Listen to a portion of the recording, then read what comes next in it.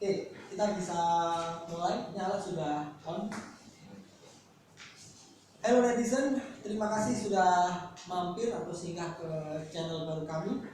Saya William Hakim, dosen Prodi Ilmu Komunikasi di Fakultas Ilmu Sosial dan Ilmu Politik Universitas Al-Azhar Indonesia. Pada kesempatan perdana kali ini, saya akan mengajak berbincang dengan rekan saya, Pak Yuri Alvin. Silakan Pak Yuri, mengenalkan diri terlebih dahulu. Kenalin dulu ya. Kita santai aja kan ya? Santai, pastinya kita santai. Meskipun topik yang akan kita bahas agak berat dan serius. Tapi sebelumnya saya mau kasih tahu dulu, ini kita udah steril, jarak udah 1 meter, ini udah dibersihin. Ya. Jadi aman, dua-dua kesehatannya juga sudah dicek aman. Oke ya, jadi teman-teman semua, saya Yuri Alvin Aladin, 22 tahun. Dulu sebelumnya saya adalah seorang jurnalis di sebuah kantor berita, dan kemudian setelah menjadi saya menjadi seorang dosen yang paling banyak saya adalah mengajarnya di bidang jurnalistik, ya, jurnalisme, dan salah satu S2 saya juga di bidang jurnalistik. Saat ini saya adalah dosen di Prodi Ilmu Komunikasi Universitas Al-Azhar Indonesia. Oke, Pak Yuri ini adalah kolega, teman saya berbincang, bercanda, dan bertukar cerita. Dan pada kesempatan kali ini saya ingin mengajak Pak Yuri berbincang tentang etika jurnalisme. Kebetulan kami berdua pernah menjadi jurnalis. Kebetulan Pak Yuri pengalaman di jurnalismenya lebih panjang ya, dan sampai ke level global, pernah melakukan liputan di Eropa. Kalau saya hanya di level nasional, saya hanya 6 tahun menjadi wartawan. Kalau Pak Yuri ternyata lebih dari 10 tahun, bahkan lebih dari 15 tahun. Oke Pak Yuri, ini kita bicara tentang etika. Etika itu kalau dibacakan kata-katanya, yang teringat di benak saya itu berkaitan dengan benar salah, yang seharusnya dan tidak seharusnya dilakukan. Nah, dalam konteks jurnalisme, apa itu sebenarnya etika jurnalisme? Kita di sini menggunakan istilah jurnalisme, bukan jurnalistik. Meskipun penyebutan di undang-undang adalah kode etik jurnalistik ya. Nah, kita gunakan kata jurnalisme karena mengacu pada bahasa Inggris journalism. Apa itu Pak Yudi sebenarnya etika jurnalisme sendiri? Di mata Anda sebagai mantan wartawan yang sudah malang melintang di berbagai negara. Karatan ya. Padahal dia juga wartawan juga, dan sembarangan di media bagus juga. Jadi kalau yang pengetahuan saya dan kemudian yang sudah pernah saya pelajari gitu ya, kebetulan saya ngajarnya juga ngajar hukum media. Nah, yang disebut dengan, kita ngomong masalah etika dulu ya. Kan ada yang namanya etik, ada yang namanya etika.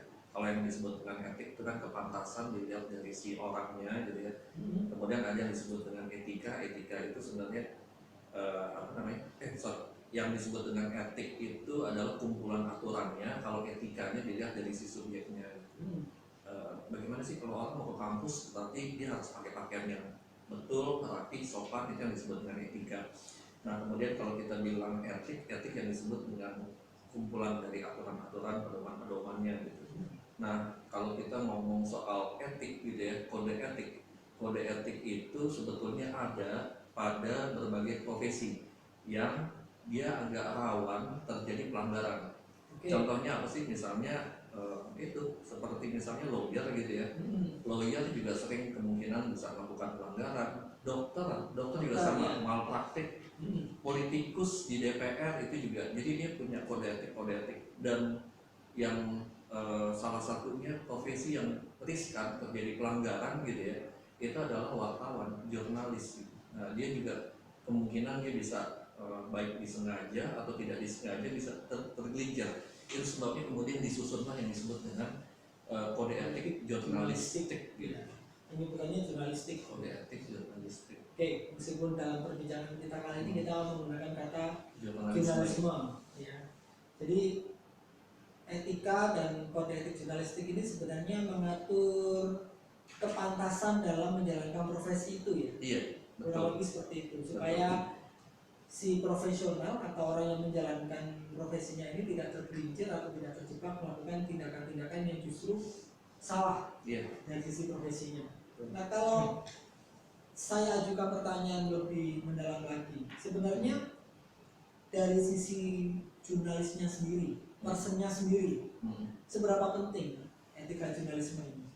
Kalau penting sih, karena kalau biasanya gini ya, kalau di media-media besar ya, setahu saya media-media besar itu dia kalau ada jurnalis baru bergabung itu biasanya dia ada pelatihan, dan dalam pelatihan itu biasanya diajarkan salah satu materinya adalah kode etik jurnalistik.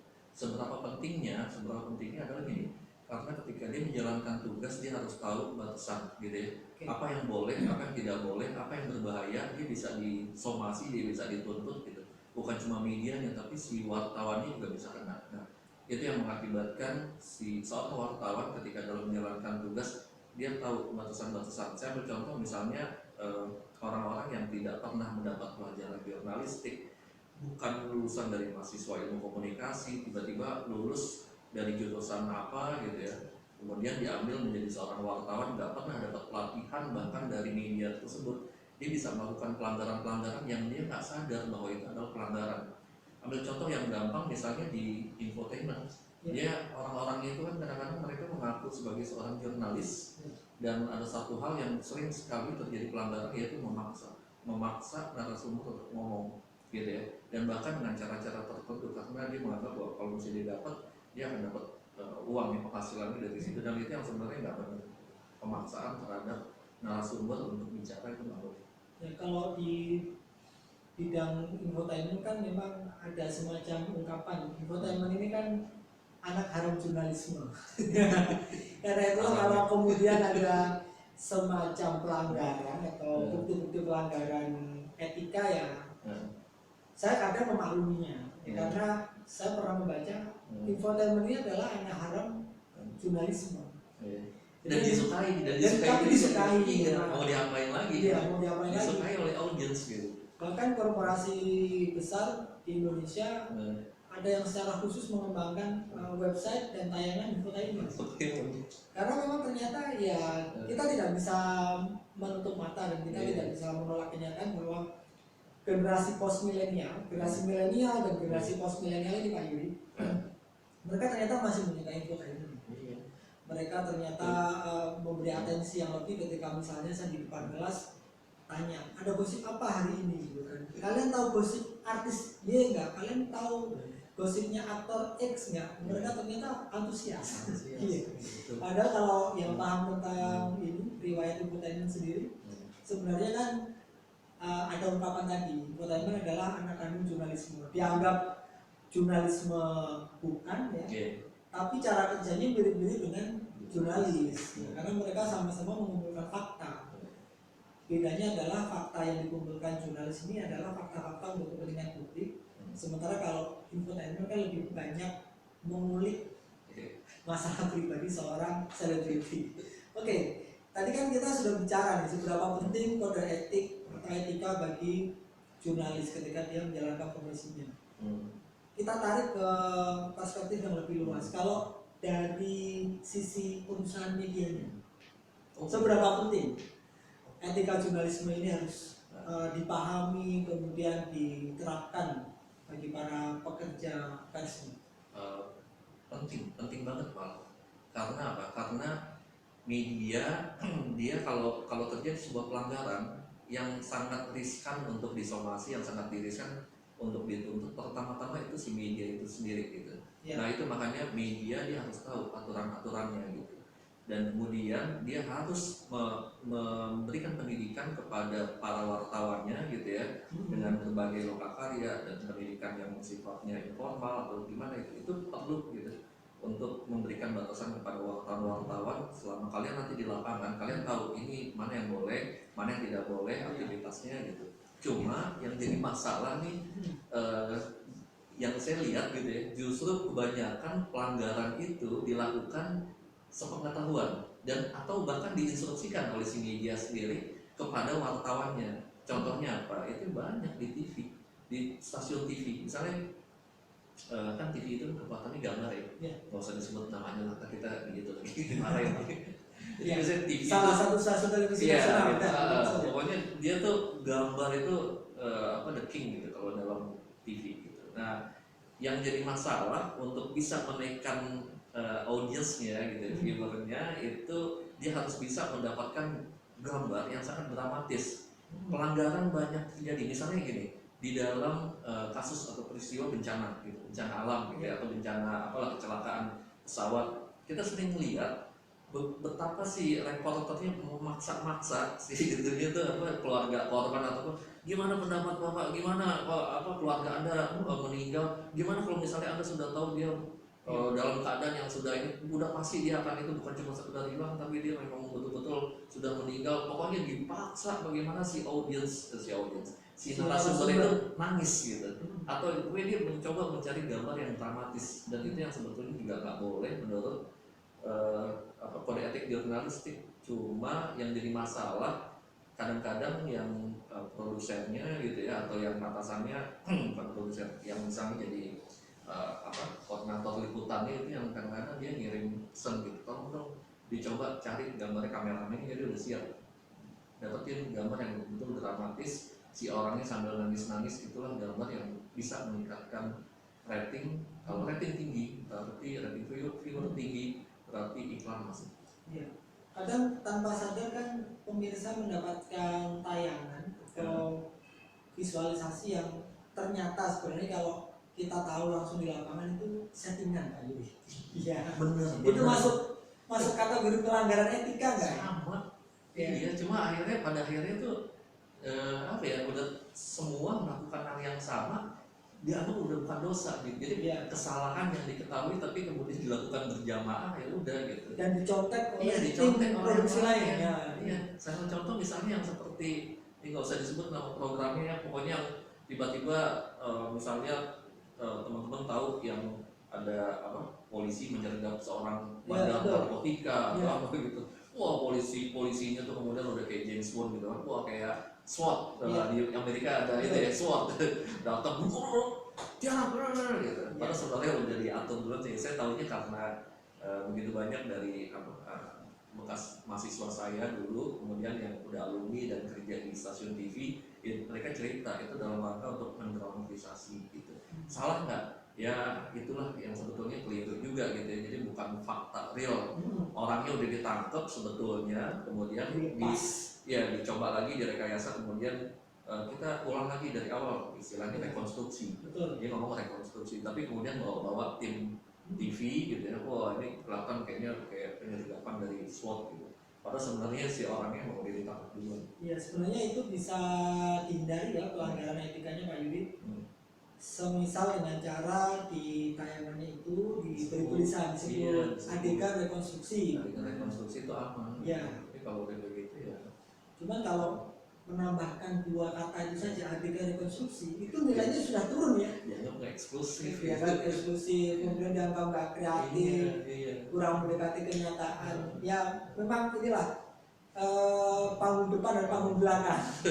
Kalau pernah jadi wartawan, sering menemukan cerita-cerita di panggung belakang ya. Yang namanya layar kaca pasti harus bening ya kalau gitu.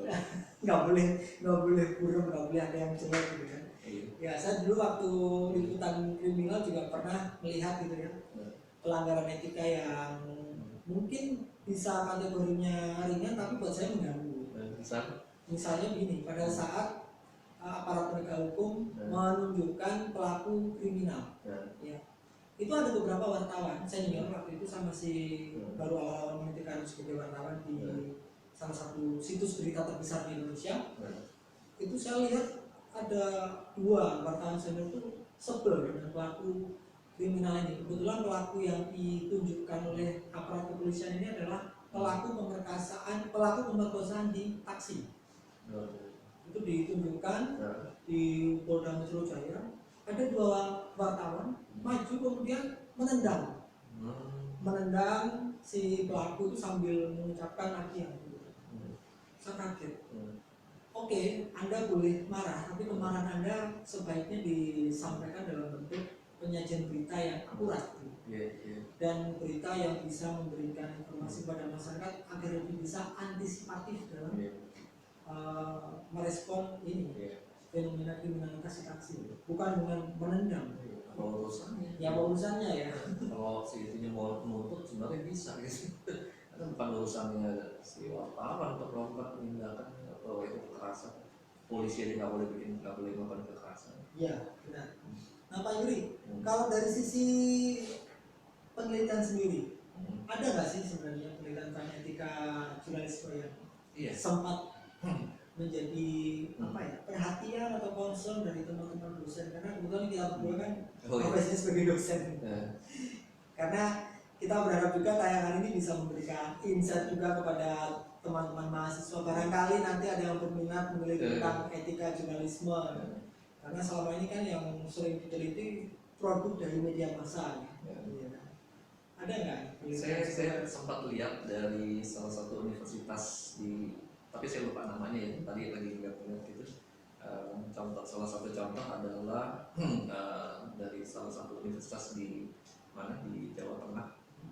Kemudian dia si mahasiswanya, ini mahasiswa S2, dia meneliti mengenai sebuah koran di Aceh. Di Aceh. Serambi Mekah ya. Serambi Aceh. Serambi Aceh ya. Iya. Serambi Aceh. Nah, mohon maaf kalau ada kesalahan penyebutan nama ya. Karena kalau ini disebut nggak apa-apa. Iya. Nah, ini bagus sekali penelitiannya, tapi dia pakai analisis isi kuantitatif gitu. Jadi dia ngelihat dari berapa berita dikumpulin. Ini salah satu cara ya, kalau misalnya ada teman-teman yang mahasiswa yang mau bikin penelitian berdasarkan kode etik jurnalistik. Jadi dia ngumpulin berapa berita gitu ya, kemudian berita tersebut terkait dengan masalah-masalah yang terkait dengan masalah kriminalitas, lalu dicari kalimat-kalimatnya di mana di dalam pemberitaan tersebut tulis wartawan itu ternyata memasukkan opininya gitu. Kayak yang itu kayak kemarahan tadi gitu ya. Kemarahan itu jadi si wartawan ternyata ada dia memasukkan opini, dia ada gitu. Jadi nanti ketahuan kalau secara keseluruhan sebenarnya Serambi Aceh ini kalau dia menayangkan pemberitaan mengenai kriminalitas gimana sih? Apakah berapa persentase di mana opini wartawan bisa masuk? Tapi hasilnya memang dari sejumlah sekian banyak gitu ya, dari sekian banyak berita yang dijadikan sampel gitu, dan ternyata memang jumlah opini yang masuk itu kecil sekali. Jadi boleh dibilang Serambi Aceh ini ternyata bagus gitu ya, dia tidak terlalu banyak pelanggaran kode etiknya. Jadi secara keseluruhan itu sebenarnya masih mengikuti kode etik jurnalistik gitu. Karena memang agak rawan sih ketika nulis pemberitaan mengenai masalah kriminalitas, kadang-kadang si wartawannya kayak tadi ya, karena dia ada di sana niatnya gitu ya, tiba-tiba dia masuk gitu, emosinya juga itu kemudian masuk dia dalam tulisan. Kemudian ada satu lagi saya baca tadi dari Surabaya gitu ya, salah satu universitas swasta terkenal di Surabaya, dia juga bikin sebuah penelitian atas pemberitaan mengenai jurnalisme bencana gitu ya, atas pemberitaan mengenai kasus-kasus bencana alam yang dilakukan oleh sebuah sebuah pemberitaan dari media online gitu. Dan hasilnya memang kan banyak banget mas, itu kalau pemberitaan yang terkait dengan masalah bencana sering sekali media melakukan pelanggaran gitu. Nggak sadar, tapi media sering sekali dia melakukan pelanggaran-pelanggaran, terutama dalam hal apa? Dramatisasi, kemudian melakukan interview yang sifatnya agak memaksa si keluarga korban gitu ya, untuk dalam rangka mencari dramatisasinya gitu. Nah itu yang pas dicari pada sebuah media, ternyata hasilnya sih mengacu kepada kode etik jurnalistik. Media ini ternyata nggak terlalu banyak melakukan, tapi dia bukan pakai yang analisis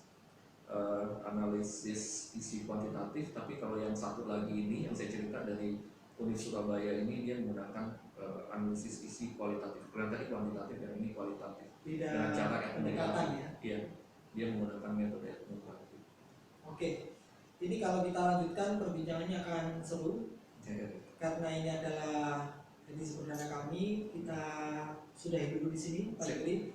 Jadi etika jurnalisme ini menjadi isu yang sangat penting bagi insan jurnalis atau mereka yang berprofesi sebagai jurnalis, juga bagi para mahasiswa ilmu komunikasi yang mungkin berminat untuk melakukan riset-riset tentang etika jurnalisme. Yang saya ingat dari pemaparannya Pak Yuri tadi dan juga obrolan kami berdua, dunia ini memang panggung sandiwara. Tapi ketika kita menulis berita, jangan memasukkan unsur drama. Artinya berkarya tanpa drama, menjunjung tinggi etika. Oke, sampai ketemu dengan perbincangan kami berikutnya. Jangan lupa untuk klik subscribe, aktifkan loncengnya, dan kalau bisa di share, ya like and share dengan kami, karena like and share Anda sangat menentukan kelangsungan dari aktivitas kami menyajikan perbincangan serius tapi santai seperti sekarang ini. Oke, terima kasih warganet.